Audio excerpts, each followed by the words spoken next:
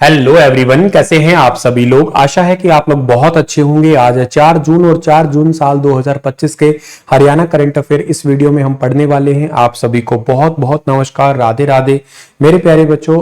आइए सेशन की करें शुरुआत। उससे पहले अगर आप स्टार IQ एप्लीकेशन पे CET का बैच लेना चाहते हैं तो ये बैच आपको अवेलेबल हो जाएगा। इस बैच को आप आसानी से कंप्लीट बैच को जो है ना वो ले सकते हैं और ये बैच आपको रिकॉर्डेड प्लस लाइव दोनों फॉर्मेट में मिल जाएगा। कंप्लीट पीडीएफ्स आप लोगों को हर मंथ के करंट अफेयर मतलब पूरे साल 2024 के करंट अफेयर का पीडीएफ भी है इसमें, और बाकी आगे जनवरी से लेके आगे आप भी अपने मई महीने की बाकी है, बाकी तो कंप्लीट है ही इसके अंदर। और मई वाली भी इसमें जल्द ही अपडेट कर देंगे, या जो भी पेंडिंग है वो जल्द ही अपडेट हो जाएगी इसमें। तो के साथ साथ आप लोग हरियाणा जीके का किताब पढ़ना चाहते हैं तो ये किताब आपके लिए बहुत इंपॉर्टेंट है। इस किताब को आप अमेजोन या फ्लिपकार्ट पे ले सकते हैं, लिंक आपको डिस्क्रिप्शन बॉक्स में मिल जाएगा। हरियाणा के सबसे लंबे समय तक सेवा करने वाले मुख्यमंत्रियों में से एक भजन लाल जी ने कितने समय तक मुख्यमंत्री पद को संभाला था? 11 साल 9 महीने। ये क्वेश्चन सर आज क्यों पढ़ा रहे हैं? क्योंकि अभी हाल ही में 3 जून को इनकी 14th नंबर की पुण्यतिथि थी। इस करके ये सवाल पढ़ा रहा हूं मैं। 14th नंबर की पुण्यतिथि थी और 11 साल 9 महीने हरियाणा में सबसे लंबा कार्यकाल इनका रहा था। लगातार तो नहीं रहा था, लेकिन हाँ कुल मिला के पहली बार 28 जून 1979 को CM बने थे 85 तक, फिर दूसरी बार 91 से 96 तक रहे थे। ये सबसे लंबे कार्यकाल तक। यहाँ तक छोटा डाउट भी आ जाता है कि बंसीलाल रहे थे सर, नहीं, वो लगभग 10 साल के आसपास रहे थे 3 बार के रूप में। तो भजनलाल जी का कुल कार्यकाल जो है ना बंसीलाल जी से ज्यादा रहा है। भजनलाल जी के परिवार के बारे में बात करते हैं। वैसे भजनलाल जी 3 बार मुख्यमंत्री और पूर्व केंद्रीय मंत्री रहे थे। इनकी पत्नी का नाम जसमा देवी पूर्व विधायक रह चुकी हैं। कुलदीप बिश्नोई भी पूर्व सांसद रह चुके हैं। पत्नी रेणुका बिश्नोई विधायक रह चुकी है और एक बेटी है रोशनी देवी, राजनीति से संबंधित नहीं है। और बेटा चंद्रमोहन बिश्नोई विधायक, करंट में भी विधायक हैं ये। इनके बेटे सिद्धार्थ बिश्नोई है, प्रवक्ता है कांग्रेस के ये। और इधर कुलदीप और रेणुका से जो बेटा है भव्य बिश्नोई, ये भी विधायक आदमपुर से रह चुके हैं। चैतन्य बिश्नोई क्रिकेटर है। इनकी बेटी जो है ना एक है सिया बिश्नोई, राजनीति से दूर है, ये राजनीति से संबंध नहीं रखती है। और प्रधानमंत्री मोरारजी देसाई के साथ में भजनलाल जी, मोरारजी देसाई के समर्थन में ही भजनलाल पहली बार CM बने थे। भजनलाल जी का राजनीतिक करियर 1961 में हिसार जिला परिषद से ब्लॉक 2 से निर्वाचित है। 1968 में कांग्रेस टिकट पर आदमपुर से पहली बार विधायक बने थे। 68 से 2008 तक आदमपुर विधानसभा क्षेत्र से 2009 बार विधायक रहे थे। 68 फिर 72, 77, 82, 91, 96, 2000, उसके बाद में 2005, 2008, फिर 70 से 75 तक बंसीलाल की सरकार में कृषि मंत्री रहे। 78 में देवीलाल सरकार में सहकारिता मंत्री रहे। 79 में पहली बार हरियाणा के CM बने।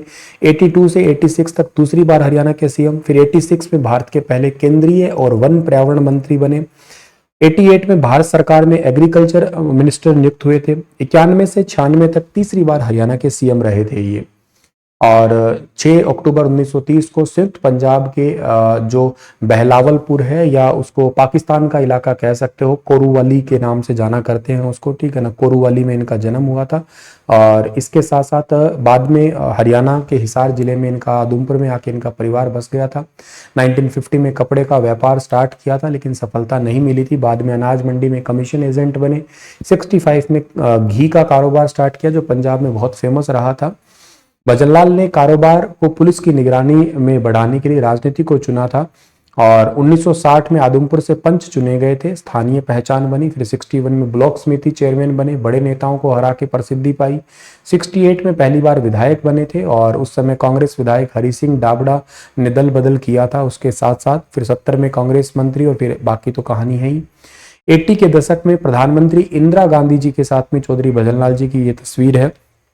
और इसके बाद जो है ना ये इनका लगातार लंबा कार्यकाल था। 2005 में कांग्रेस की जीत के बाद भजनलाल मुख्यमंत्री नहीं बने, भूपेंद्र सिंह हुड्डा को ये पद मिल गया। नाराज होकर इन्होंने 2007 में अपनी एक नई पार्टी बनाई, हरियाणा जनहित कांग्रेस, जिसको हजका कहते हैं। 2009 में हजका के टिकट पर लोकसभा चुनाव जीता, लेकिन विधानसभा चुनाव में उनकी पार्टी किंग मेकर बनी। फिर भी हुड्डा ने 5 विधायकों को तोड़ के सरकार बना ली थी।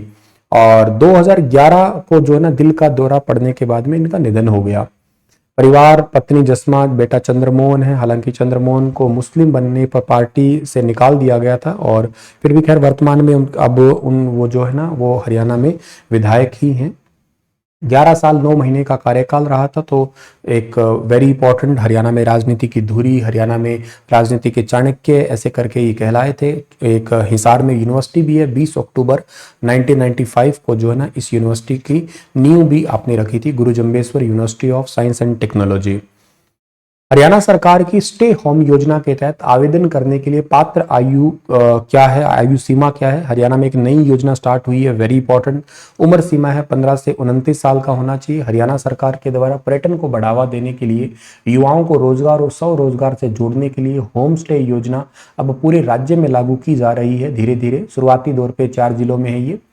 स्थानीय लोग अपने घरों के कमरे पर्यटकों को किराए पर देके आर्थिक रूप से सशक्त बन सकते हैं। यह योजना केवल अब फिलहाल के लिए पंचकुला, कुरुक्षेत्र, गुरुग्राम, फरीदाबाद तक सीमित थी, लेकिन अब इसे पूरे हरियाणा के अंदर लागू, हालांकि इन जिलों के अंदर ही एक्सपेंड किया जाएगा, पर वैसे ओवरऑल लागू पूरे हरियाणा के लिए कर दी गई है। मुख्यमंत्री नायब सिंह सैनी ने पूरे हरियाणा में लागू करने के निर्देश दिए हैं। 6 जून 2025 से ये पूरी हरियाणा में लागू हो जाएगी। घोषणा इसकी कर दी गई है कब? 3 जून को। योजना का नाम है हरियाणा होम स्टे योजना। आवेदन 6 जून से स्टार्ट होंगे। पात्र उम्र है 15 से 29 साल। ट्रेनिंग बिल्कुल फ्री दी जाएगी। पर्यटन को बढ़ावा देने के लिए है, आत्मनिर्भर बनाने के लिए है। तो जहाँ पे टूरिज्म ज़्यादा रहता है तो वहाँ पे आप मतलब अपने घरों में टूरिस्ट आके रुक सकते हैं। सफाई और स्वच्छता के मानक रखे जाएंगे। कैसे घर को पर्यटन के अनुकूल बनाया जाए, स्थानीय संस्कृति को पर्यटन गाइडेंस जैसे है, इसकी ट्रेनिंग भी सरकारी खर्चे पे ही होगी, मतलब पूरी कंप्लीट फ्री ऑफ कॉस्ट होगी ट्रेनिंग ये। तो हिमाचल में स्टे होम की 3 श्रेणियां भी बनाई गई है वैसे। जैसे सिल्वर है, 1,000 रुपये तक की किराया सीमा है जिसमें कोई टैक्स नहीं देना है, और गोल्डन में 1,000 से 7500 है। डायमंड में 7500 से ऊपर भी हो सकता है। इस पर 18% का जीएसटी भी लागू होगा। हरियाणा सरकार की नीति खास क्यों है? क्योंकि इसमें ट्रेनिंग फ्री दी जाएगी और हरियाणा शहरी और ग्रामीण दोनों क्षेत्रों के लिए ये इंपॉर्टेंट है, ताकि लोगों को रोजगार भी मिल सके, एक एक्स्ट्रा इनकम का सोर्स बन सके, और रूरल टूरिज्म को भी बढ़ावा मिलेगा इससे। हिसार एयरपोर्ट को किस इंटरनेशनल हवाई अड्डे के विकल्प के रूप में विकसित किया जा रहा है? तो इसको इंदिरा गांधी इंटरनेशनल एयरपोर्ट दिल्ली के जो विकल्प है उसके रूप में, अल्टरनेटिव के रूप में इसको विकसित किया जा रहा है। अभी 3 चरणों में इसका विकास किया जा रहा है। टोटल ये 7,200 एकड़ के जो है ना आपकी जमीन पे है, और ये एक आकृति इसकी शंख आकार की है। इंटरनेशनल स्टैंडर्ड का टर्मिनल इसको बनाया जा रहा है। और हरियाणा सरकार और एयरपोर्ट अथॉरिटी ऑफ इंडिया के बीच में एक एमओयू हुआ है। यहाँ पे एक बहुत बड़ा 3,000 एकड़ में एक सेंटर, आईएमटी सेंटर भी बन रहा है, मतलब यहाँ पे औद्योगिक गलियारा बन रहा है मोटे तौर पे।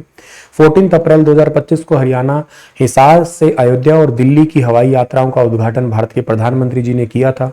हिसार से चंडीगढ़ की फ्लाइट भी अब 9 जून 2025 से स्टार्ट हो रही है। स्टार्टिंग में हफ्ते में 2 दिन होगी, सोमवार और के साथ साथ फ्राइडे, बाद में धीरे धीरे रेगुलर हो जाएगी, डिपेंड करता है यात्रियों पे। हिसार से चंडीगढ़ की जो टोटल दूरी यात्रा जो है ना वो है कितनी? 252 किलोमीटर के आसपास। जो बस हम लोग बस से या खुद की गाड़ी से सफर करते हैं तो लगभग 4 से 5 घंटे का सफर लग जाता है, तो अब केवल 45 मिनट में ही कंप्लीट ये दूरी हो जाएगी। और कितना किराया होगा? ये किराया लगभग जो है ना 2,000 से 3,000 के बीच में होगा। 2,000 2500 के बीच में किराया होगा ये। और एविएशन हब के रूप में इसको विकसित कर रहे हैं फिलहाल के लिए। तो टोटल एरिया है, 3 फेज में बना रहे हैं इसको, ठीक है। अभी अयोध्या के लिए भी यात्रा चल रही है यहाँ पे। हरियाणा की कौन सी खिलाड़ी हाल ही में देश की नंबर 1 बैडमिंटन खिलाड़ी बन गई है? तो देश की नंबर 1 बैडमिंटन खिलाड़ी बन गई है देविका सिहाग। देविका चंडीगढ़ के चितकारा यूनिवर्सिटी में बीबीए की छात्रा है। प्रकाश पादुकोण बैडमिंटन अकादमी बेंगलुरु में जो है ट्रेनिंग ले रही है। देविका सिहाग हरियाणा के पंचकुला जिले से आती है। ताऊ देवीलाल स्टेडियम से इन्होंने शुरुआती अपनी ट्रेनिंग कंप्लीट की थी। बेंगलुरु के अंदर भी रिसेंटली 86वीं सीनियर राष्ट्रीय बैडमिंटन चैंपियनशिप हुई थी। उसमें जो है ना कर्नाटका बैडमिंटन एसोसिएशन के द्वारा इसको पूरा कंप्लीट किया गया था। और जो ये आपकी कंप्लीट चैंपियनशिप हुई थी ना उसके अनुसार जो है ना इसमें देविका सिहाग है, उन्होंने मेडल जीता था। तो ये बड़ा इंपॉर्टेंट है, जरूर याद कर लेना। महिला एकल के अंदर जो है ना इन्होंने मेडल जीता था, विजेता बनी थी, देविका सिहाग बनी थी। पहले के चैंपियनशिप में 2024 में भी जीत चुकी है ये, और अभी भी रिसेंटली जीता इन्होंने। और के साथ साथ जो है ना आप लोगों के लिए ये संपूर्ण बैच है, इसको आप लोग जो है ना अच्छे से ले सकते हैं, अच्छे से पढ़ सकते हैं। आपके लिए एक होमवर्क का सवाल जो है ना वो छोड़ के जा रहा हूँ। लास्ट टाइम 2016 की एक योजना पूछी थी मैंने आप लोगों से, उस योजना का नाम था आपकी पशु बीमा कल्याण योजना। पशुओं के लिए बीमा है, हरियाणा के झज्जर से स्टार्ट की गई थी वो योजना, आपको सही याद होगा, और उसको आपने ठीक भी बताया था। आज मुझे बताओ, हरियाणा में ट्रिपल पी योजना, परिवार पहचान पत्र योजना है, ये कब से स्टार्ट हुई थी, कहां से स्टार्ट हुई थी, इसमें कितने डिजिट का नंबर होता है, क्या क्या चीजें इसमें शामिल है, क्या क्या चीजें इसमें पहचान मिलती है, कौन से साल के गणतंत्र दिवस पे इसका मुख्य थीम भी रखा गया था, इसको जो थी हमारी झांकी निकली थी ना गणतंत्र दिवस पे, उसमें थीम कौन से साल के अंदर रखा गया था, इतना बताना मुझे आप लोग। ओके, शुक्रिया, राधे राधे।